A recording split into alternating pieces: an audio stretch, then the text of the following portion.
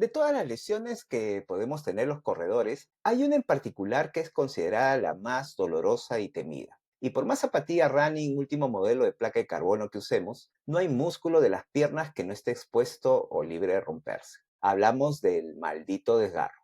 Hola, soy Carles Álvarez y este es un nuevo episodio de Maldito Runner Podcast, donde pasaremos de la consulta médica o la sala de operaciones al micrófono para conversar todo lo que los runners debemos saber sobre el desgarro muscular. Así que si ya tuviste un desgarro o tienes temor de sufrir uno, este episodio es para ti. Empecemos. Maldito Runner, un podcast conducido por Carles Álvarez, donde cada kilómetro recorrido y cada zancada son acompañados de relatos, información útil, sorprendente e inspiradora, al ritmo de tu pasión. Hoy nos acompaña nuevamente Ricardo Chocano, médico traumatólogo de amplia experiencia clínica en el Centro MEDEX y en el Seguro Social del Perú.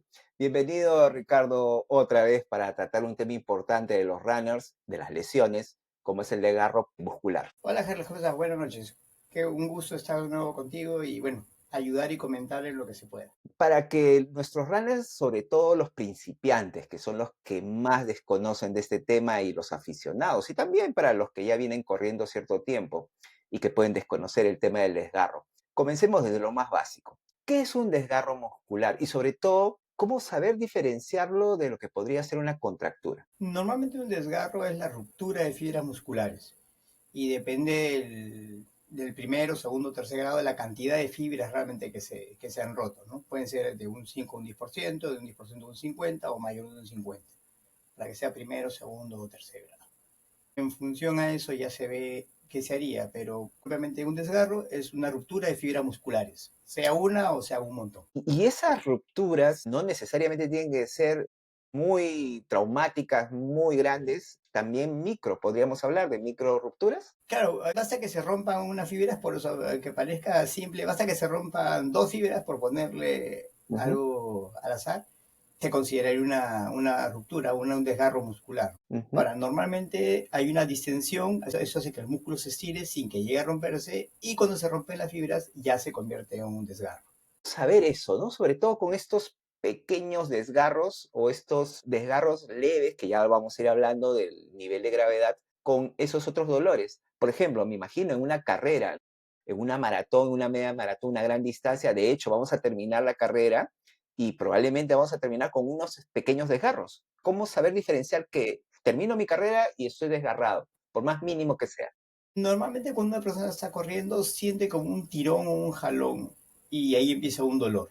Cuando el desgarro es muy pequeño, usualmente no se va a ver mayor cosa, simplemente es la sensación de dolor o de hincada en un determinado punto. Y eso es lo que más molesta. Y usualmente el examen para ver eso ya posteriormente ya sería una ecografía para poder estar seguro si fue o no fue. Pero si es algo muy, muy pequeño, el dolor es una base, pero es difícil de distinguir entre una distensión y un desgarro simplemente por dolor. Por lo tanto, la recomendación sería, yo termino de entrenar, sobre todo un entrenamiento largo, exigente, un fondo, o una carrera, medio maratón, incluso 10, para el que no corre, digamos 10, corre su primera 10, un medio maratón o maratón, y termino con dolor. Lo recomendable es, porque no sé exactamente si se trata de un desgarro leve, pequeño, qué sé yo, lo recomendable es, si tengo ese dolor, ir en lo posible a la consulta médica para saber exactamente de qué se trata, ¿no? O descartarlo. Claro, lo que normalmente puede suceder es que cuando la persona está corriendo y usualmente cuando es algo puntual como un pique, una parada rápida o en el caso que uno esté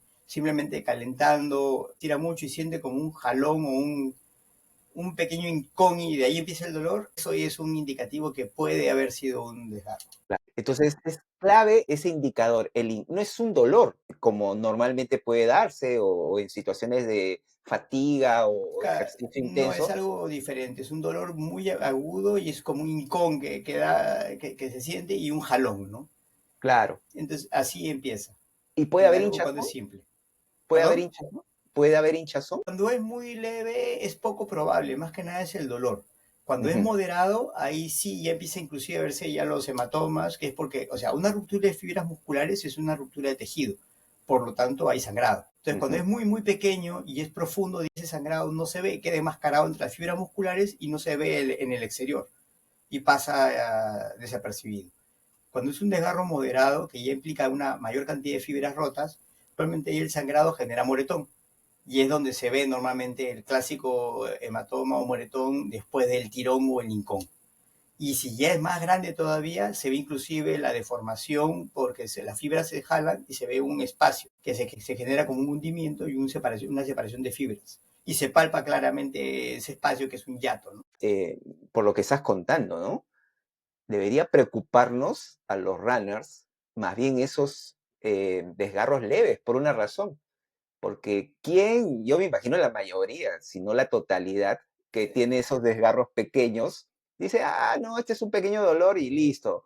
Al día siguiente o a los 2, 3 días sale a entrenar y puede empeorar y pasar de ese desgarro, digamos, menor a un mayor nivel de gravedad, ¿no? Claro, lo que hace la gran mayoría que siente sincón usualmente se cuida la primera semana. Y a Ajá, la semana siguiente quiere volver a salir con todo y ahí es donde ¡pac! Siente el tirón ya, como dice, el gran tirón, el gran hincón y se paralizó todo. Y cuando va a la consulta, porque recién ahí va a la consulta, se detecta que hay un desgarro muscular ya moderado, ¿no? claro, Y lo que pudieron haber sido 2, 3 semanas de reposo terminan siendo 4 o 6 semanas de reposo, ¿no? así es. Entonces, prestar atención a esas señales, como muy bien dijiste, ¿no? La primera señal es ese Mm. incómodo. ¿Quién no ha sentido, runners, ese incómodo?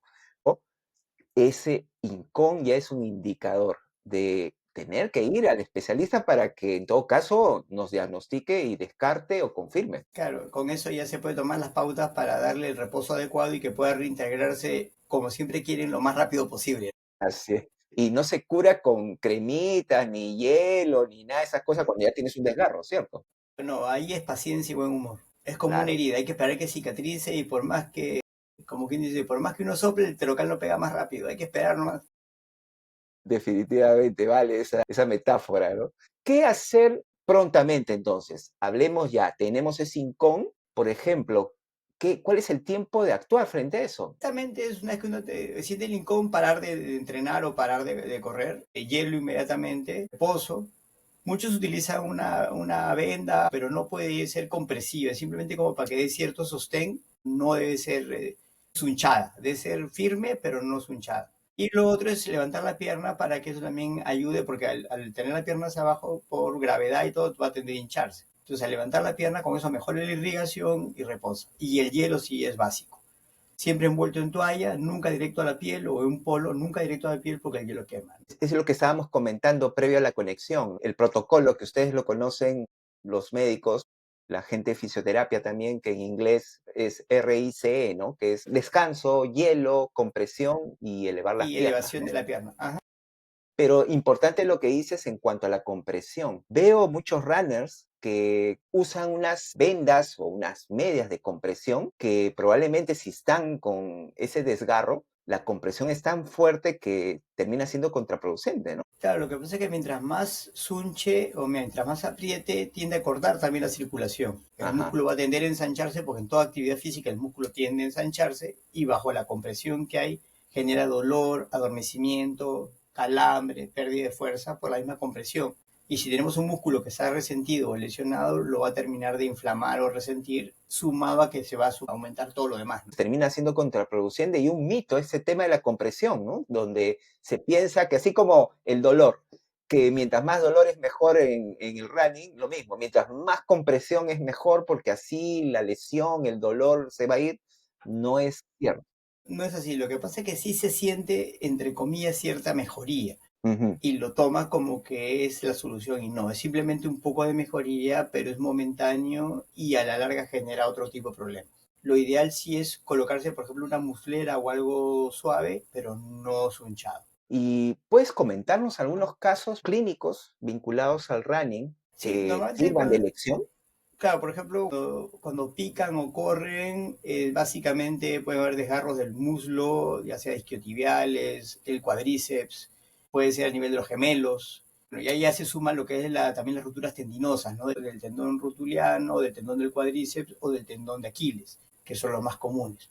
Muchas veces el desgarro, dependiendo a qué altura es, puede ser tendinoso, miotendinoso, o sea, entre la unión del tendón y el músculo, y muscular. Básicamente tenemos lo que es gemelos, bueno, los isquiotibiales, el cuádriceps, son los más comunes, ¿no? Porque ya puede ser un poco más tipo a nivel de la ingle y demás, pero son menos comunes. Se dan, pero menos comunes. Cualquier músculo se puede desgarrar. Claro, estamos hablando de los runners, ¿no? pero también me comentabas que haciendo trabajo de fuerza en los gimnasios, también hay desgarros en la parte muscular superior, ¿no? Claro, justo como comentábamos, hay muchos videos en los que está haciendo un deportista pecho y se rompe o se desgarra el pectoral y se ve claramente cómo se jala y ¡pum! La pesa se cae, ¿no? O está haciendo bíceps y también se retrae el músculo del bíceps y pierde toda la fuerza de esa zona. Y vale el mensaje y este programa para los que corren en montaña, por ejemplo, ¿no? Donde ahí más bien las posibilidades de desgarro están sobre ese sobreesfuerzo al subir una pendiente, que es bastante pronunciada, o al bajar la pendiente, que también lo es, y sobre todo si le agregamos velocidad, tensión, la competencia que siempre está presente en todos, ¿no? Que no queremos que nadie nos Es, pase, que nadie nos gane. Eso también es posibilidad de desgarro, ¿no? claro, y a eso también se le suma que conforme va aumentando la competencia, empieza a haber fatiga muscular. La fatiga muscular, el músculo cansado, también tiende a resentirse o distenderse más fácilmente. Entonces ahí también entran lo que es los tipos de fibras musculares. Entonces tenemos fibras musculares que son lentas para mucha resistencia, las intermedias y las que son rápida o explosiva. La de primera, la 2A y la que viene a ser la 2X. Y normalmente, dependiendo de lo que haga uno o cómo entrene uno, puede lesionarse una o la otra.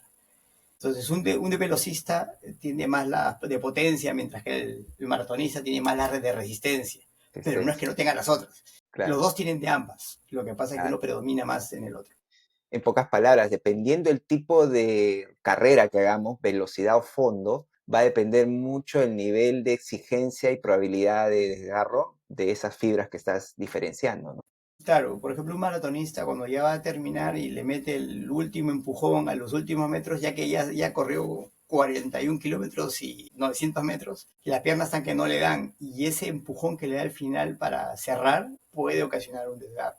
Como que, por ejemplo, puede estar a la mitad de la carrera, lo están empezando a alcanzar y quiere despuntarse, y ahí puede tronar también. Claro. Y se O siente no hace clarito como caso o no escucha su cuerpo. Llegamos al muro, kilómetro 30, 31, 32, ya el cuerpo dio todo, no se preparó, no se hidrató, qué sé yo, tiene problemas como ya lo hemos conversado, y ese último gran esfuerzo, último en términos de que es último para su carrera, ya no puede más, se desgarra, ¿no? claro, así es. Y entonces, y se siente clarito como a veces cuando es así de grande, se siente clarito como rompe, como si fuese un latigazo. Y es más, en los runners se siente igual, o sea, como un golpe, un latigazo. Es más, está descrito en la literatura como sensación de latigazo. El latigazo. Y hablando, por ejemplo, un paralelo, los futbolistas, muchas veces en el partido se siente eso, se voltean para ver quién lo pateó y no lo pateó nadie, no hay nadie atrás. Simplemente se rompió sobre el tendón. ¿Y cómo un médico, un traumatólogo, como es tu caso, palpa? ¿Y cómo es palpar un desgarro ya de mayor nivel? ¿Qué siente el traumatólogo ahí? Normalmente cuando una persona, por ejemplo, está en óptimas condiciones, está sentado hablando del cuádriceps, por ejemplo, estira la rodilla y al estirar la rodilla toda la fuerza va a la cara anterior del muslo y se siente clarito cómo está el músculo. Cuando hay una ruptura hay un hueco, se jala para un lado, es como cuando se rompe una liga y se jala Ya, las dos ligas una para cada lado y queda el sí, hueco al medio sí. y se palpa un hiato, un espacio y se Ajá, palpa clarito y el dolor en esa zona es bien exquisito. claro. Muchas veces es algo muy sutil, tampoco no es que sea un forado, sino simplemente es algo muy sutil que se siente un desnivel, Un desnivel, definitivamente, ¿no? ¿no? Y entonces, si uno aprendería eso, uno también podría darse cuenta en base al dolor y al palpar eso, diría, bueno, Cuando tengo, es grande, sí, porque cuando es mínimo, a veces o es muy sutil o simplemente a veces no se palpa en sí y se detecta por la ecografía, ¿no? La ecografía dice que sí hay un desgarro y ruptura de fibras y eso es un desgarro. Por eso es pero que eso ahí la ya, ecografía es la que manda. pero eso ya ustedes, los médicos, son los que nos tienen que decir qué Claro, examen tomamos, ¿no? ese es el examen, o sea, usualmente empieza todo con el interrogatorio. ¿Qué pasó? No, estaba corriendo, justo estaba mía cansada de correr y sentí un pack y paré. Y me duele acá. Entonces uno toca y se siente el hueco clarito. Ah, eso es un desgarro. Y el moretón y está todo lo florido, ¿no? El caso florido, ¿no? O simplemente uno toca, no siente mucho el hundimiento, pero es un dolor muy exquisito en determinado punto.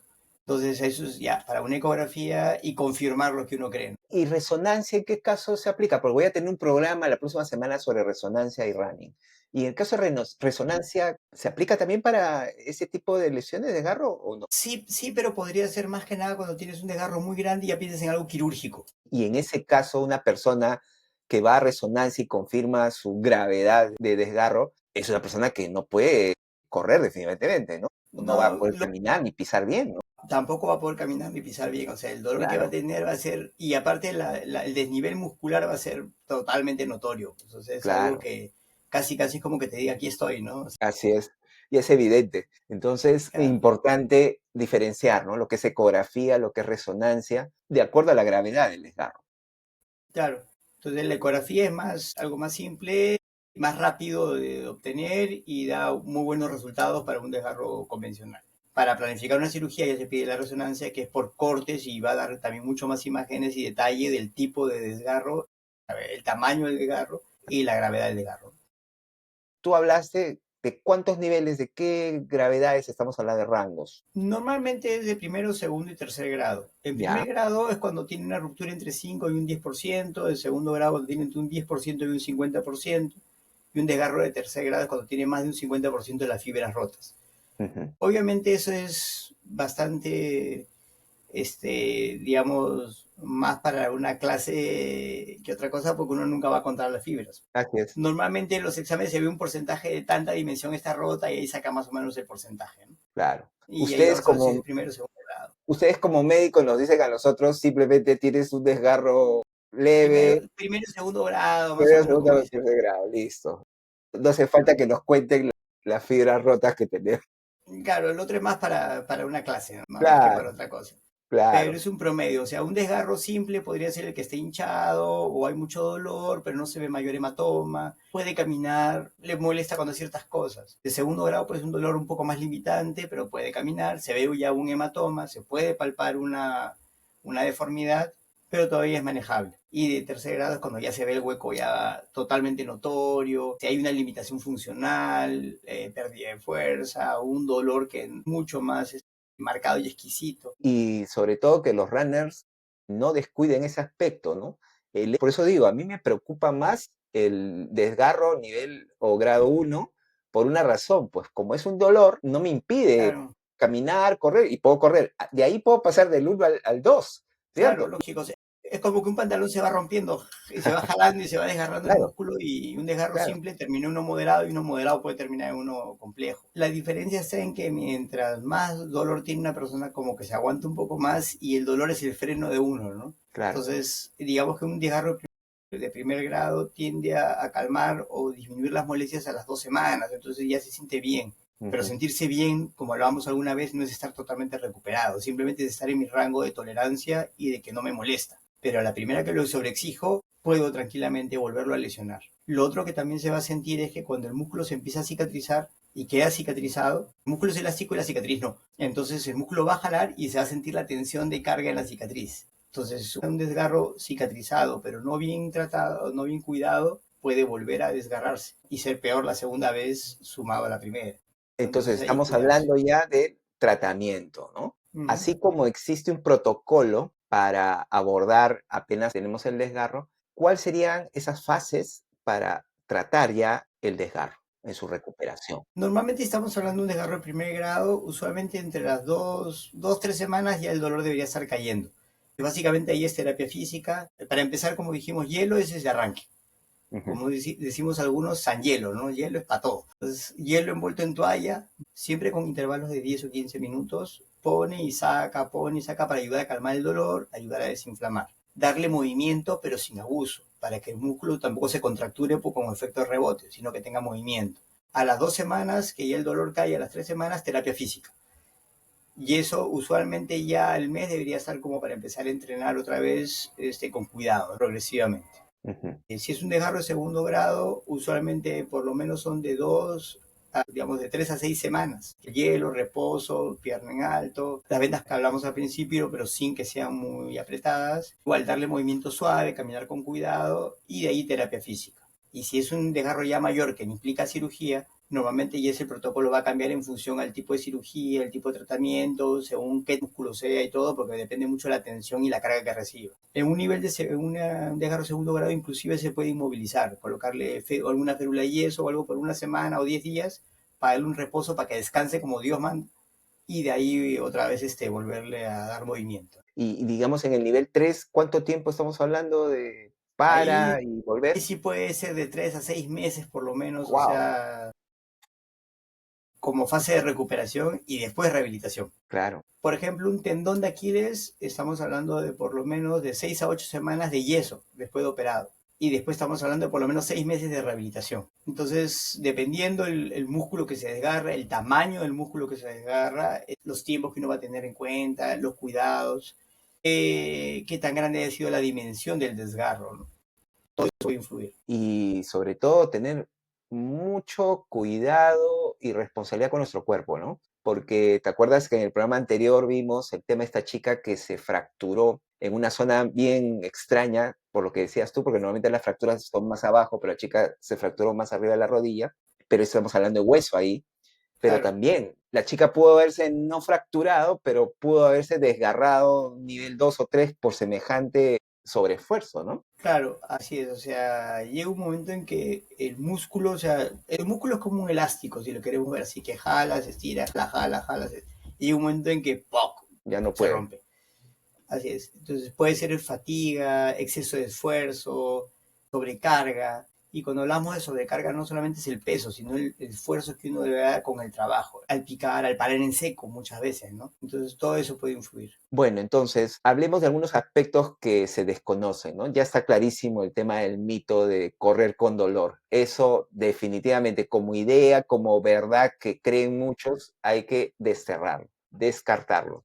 Una cosa es tener la molestia que todo el mundo se conoce y lo otro es tener algo, por más simple, suave, basta que sea diferente para que ya uno le tenga que prender el alarma, Así es. ¿no? Y lo otro, lo que es nutrición. Si bien es cierto, también hay mitos respecto a la nutrición, y ahí en el tema del running dice, sí, come tal cosa, como que comiendo eso te vas a curar, te vas a sanar. En realidad no hablamos de ese tipo de nutrición, sino hablamos de una cantidad o diferenciación o diversidad de alimentos que sumados sirven para fortalecernos. Claro, lo que pasa es que el cuerpo humano necesita el alimento para poder nutrirse. Es como un edificio. Un edificio tiene que tener ladrillo, cemento. El cemento tiene cierta variación y ciertas mezclas de consistencia, arena, cemento, piedra para que se convierta en concreto, etcétera, etcétera, etcétera. El cuerpo es igual, necesita proteínas, necesita carbohidratos, necesita de todo en balance, en función a lo que nosotros querramos.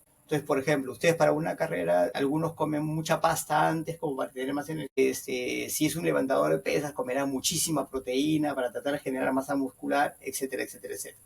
Entonces, el alimento lo que va a hacer es eso, ayudar. Si tengo una lesión muscular, ¿debo comer proteínas? Sí, pero la proteína no va a hacer que yo cicatrice más rápido ni nada, sino Así que es. tenga mejor materia prima para desarrollarme mejor y cicatrizar mejor. Una persona que está desnutrida o mal alimentada no va a tener un buen desenvolvimiento en su recuperación. Entonces, la alimentación es para eso, no para que cicatrice más rápido, sino para que cicatrice bien y como debe y el cuerpo saque todo lo que tiene que necesitar para que se pueda adecuar y tener una buena recuperación. Es decir, la alimentación, la nutrición no hace milagros. Lo que hace es da insumos Así para es. que complementemos con lo que tenemos que hacer y efectivamente se dé la recuperación. Claro, o sea, tener la materia prima para poder Así trabajar. es, así es. El cuerpo echa mano de eso. Si no tiene eso, no hay milagros, pues Así definitivamente, es. ¿no? Y hablabas de las proteínas. ¿De qué proteínas estamos hablando? Carnes, definitivamente, carnes rojas, pollo, pescado. Claro, lo que pasa es que la proteína siempre va a ser buena. Ujú. Entonces, dependiendo de lo que uno busque, es lo que uno necesita. O sea, por ejemplo, una persona, un adulto mayor que tiene que comer mucha proteína, usualmente le recomiendan pescado porque es más fácil de digerir, alimenta bien y todo, pero no generaría la misma masa muscular que la res, por ejemplo. Entonces, un deportista de alta competencia, usualmente un fisiculturista, come todo, come carne, res, come pollo, come huevo. Así es, así es. Entonces, eso va bien. Ese campo yo sí se lo dejo más al nutricionista, que es el que debe ver en función a qué quiere hacer uno, se le dé la nutrición adecuada. Tema que ya lo mencionaste y hay que repetirlo, ¿no? Que la recurrencia. cuando uno tiene un desgarro. Aquí veo, por ejemplo, un dato que dice, ¿no? Que la mayoría de los desgarros mal curados otra vez vuelven a ocurrir. Y es Claro, peor, como dijiste tú, es peor. La peor desgracia puede ser esa, ¿no? claro, lo que pasa es que el desgarro ya es una lesión, se Ujú. cicatriza. Pero si yo no dejo que cicatrice bien y lo vuelvo a forzar, se va a volver a recicatrizar, se va a volver a desgarrar. Y voy a tener una cicatriz sobre una cicatriz. Así es. Y así sucesivamente. Entonces cada vez va a tener un músculo más fibroso, una cicatrización más fibrosa, dura, menos elástica, más dolorosa.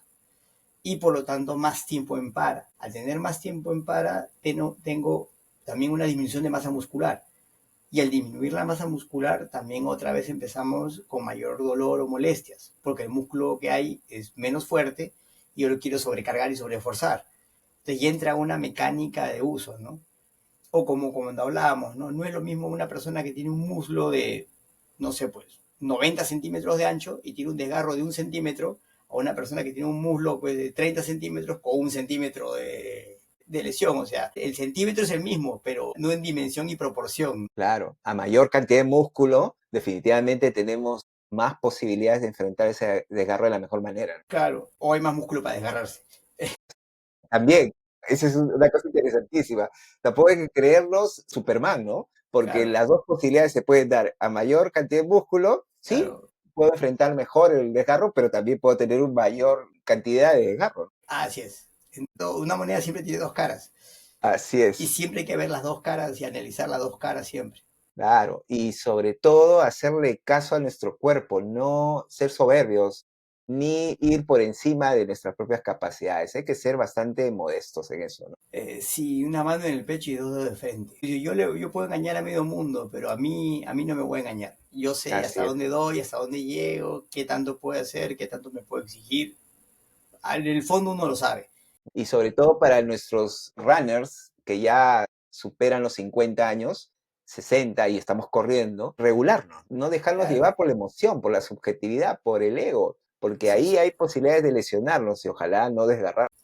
Claro, ahí sobre todo dos cosas básicas, ¿no? Olvidarse del yo hace 20 años hacía esto, yo toda mi vida he hecho Eso, esto, es lo primero. Segundo es hablar que cuando hablamos de siempre, el castellano es claro, es siempre. No es hace un año y lo retomé hace dos meses. Entonces tiene que ser algo permanente. Lo otro es que la constancia es lo que más va a proteger el músculo. Lo otro es no olvidar los calentamientos y los estiramientos. Como una vez hablamos, yo prefiero perder tiempo de entrenamiento y no de calentamiento ni de estiramiento. Entonces, prefiero sacrificar mi tiempo de entrenamiento, pero nunca sacrificar el tiempo de calentamiento y estiramiento y preparación muscular. Porque eso va a condicionar a que llegue bien a mi entrenamiento y tenga menor posibilidad. No impide o no desaparece, pero hay una menor posibilidad de lesionar. y bien lo que dices tú, este aspecto, porque también hay una frase que se usa en el running consciente, que no es pérdida de tiempo calentar y luego estirar. Al contrario, calentar y estirar, si bien es cierto, me toma tiempo ahorita y me puede reducir tiempo de mi entrenamiento, pero a mediano y largo plazo, ese calentamiento y ese estiramiento posterior me hace correr más, entrenar más, porque voy a correr fuerte, potente, saludable. Claro, y es proteger el cuerpo, Así ¿no? es, Y al así final es. al final del entrenamiento siempre hacer un estiramiento para Ujú. bajar esa sobrecarga muscular que hay, relajar también el músculo para que esté más descansado, se podría decir, ¿no? Y para ya ir cerrando este tema, ¿el desgarro tiene que ver en función de la edad también? O sea, mientras más edad tenga, obviamente con la edad uno pierde masa muscular, ¿no? ¿Y tiene que ver eso? ¿Los jóvenes están menos propensos a desgarrarse o da igual? La verdad que no he leído ningún artículo de eso, pero utilizando un poco de lógica, yo creo que la edad siempre nos va a dar un factor, pero no nos Ujú. va a dar la realidad. ¿Eso qué cosa quiere decir? ¿Una persona mayor puede desgarrarse más fácilmente? Podría sí, pero si tenemos una persona, por ejemplo, que es metódica, entrena, estira y todo a los 80 años, es poco probable que se desgarre si mantiene sus límites. Tenemos un chico de 25 años que entra de frente a correr, no calienta, no estira, la probabilidad de él, a pesar de ser menor, aumenta.